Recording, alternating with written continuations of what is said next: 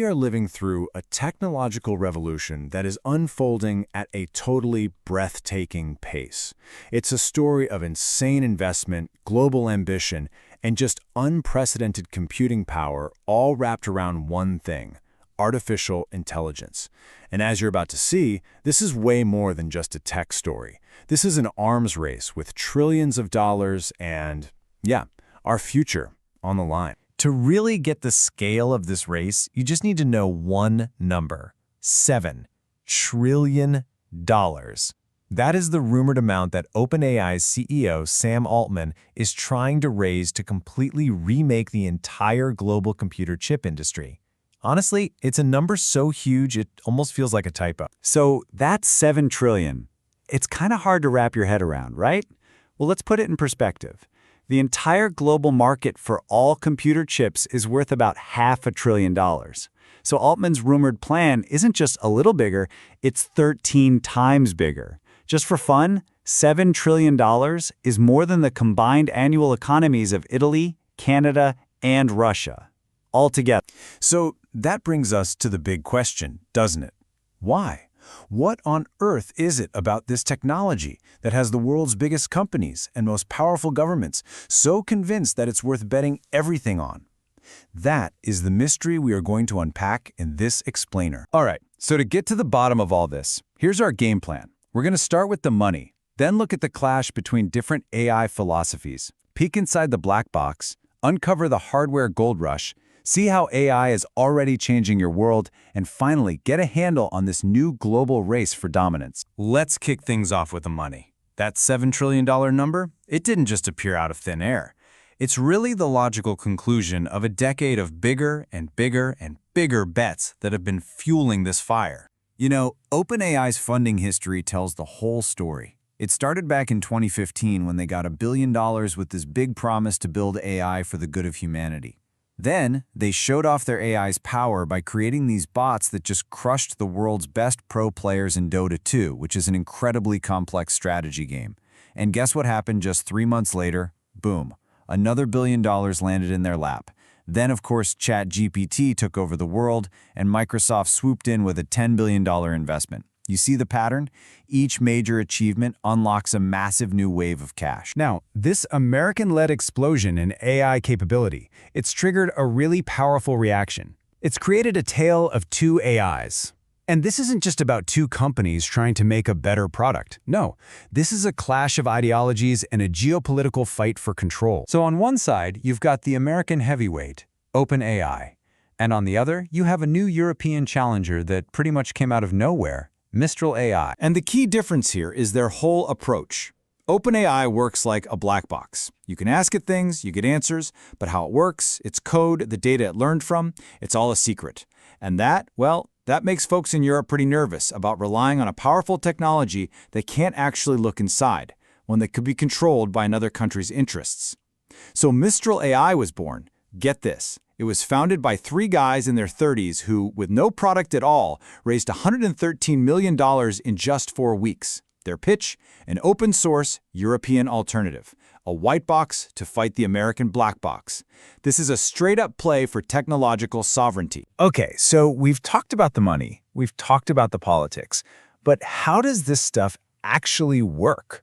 What is going on inside that black box that makes these models so powerful? And how in the world did they get so smart so fast? The evolution has been just staggering. The very first GPT model, it would give you a super generic answer. You'd ask it how to meet someone and it would say, try to talk to them. Helpful? GPT-2, it could write longer sentences. But the jump to GPT-3 was a game changer. It actually understood context. And now GPT-4 can model really complex situations, like advising you on that fine line between being confident and just being creepy. The leap in sophistication is unreal. So what changed? The secret sauce comes down to one word: parameters. The easiest way to think about parameters is to imagine them as connections in the AI's digital brain. Each one helps it weigh information, understand context, and make smarter connections. Simply put, more parameters equals more power. So that breakthrough model that just wowed everybody, GPT-3, it was built with this many parameters. 175 billion. That was the massive scale needed to finally make that huge leap in understanding language. And then came GPT-4. Now, OpenAI keeps the exact number under wraps, but the experts estimate it has over 1 trillion parameters. This exponential explosion in complexity is what's driving this entire revolution. But trying to build a brain with 1 trillion connections? Well, that creates one giant physical problem. And that problem is a physical one. All this incredible software, these trillions of parameters, they have to run on very specific, very powerful computer chips. And the company that makes those chips has almost overnight become one of the most important companies in the world. And that company is NVIDIA. For decades, they were famous for making graphics cards for video games. But look at their business now. It's been totally transformed.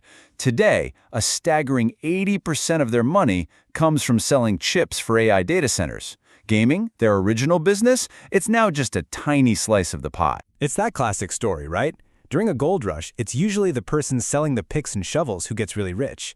And in the AI gold rush, everybody, Microsoft, Google, Amazon, OpenAI, you name it, they're all lining up to buy their digital picks and shovels from NVIDIA.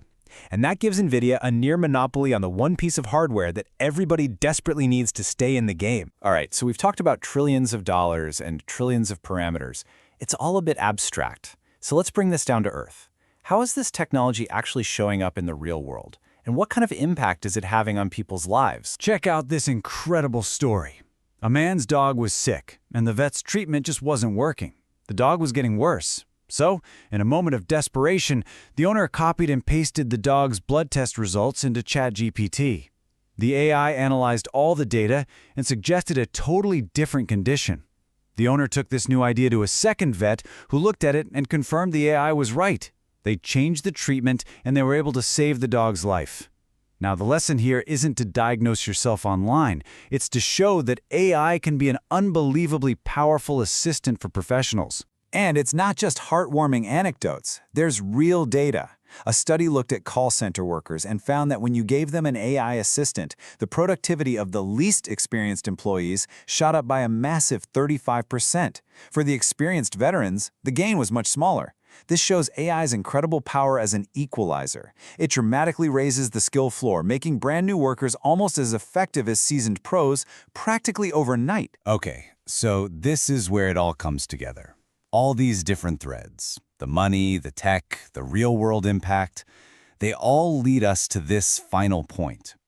This is why this isn't just a rivalry between companies, but a full-blown race between nations for what they believe is their own survival. This is the fight for something called technological sovereignty. Just imagine one single nation controlling the future of military AI with drones and cyber warfare. Imagine that nation dominating the global economy because everyone has to buy their AI systems. Imagine them having the power to influence information around the world and to lead every major scientific discovery. That is the prize on the table. And for every major world power, falling behind in this race is just not an option. So when you see these huge headlines, just remember this. The battle between a closed American model and an open European one, the frantic race for chips, the trillions of dollars flying around, this is not just about building a better chatbot. This is a fundamental struggle over who gets to write the rules for the 21st century. As we've seen, this incredible tool is already being used to save lives and to supercharge careers. But at the same time, it's also being chased as an instrument of national power. The most powerful technology humanity has ever created is here. It's real. So the only question left is the one right on your screen. How will you use it?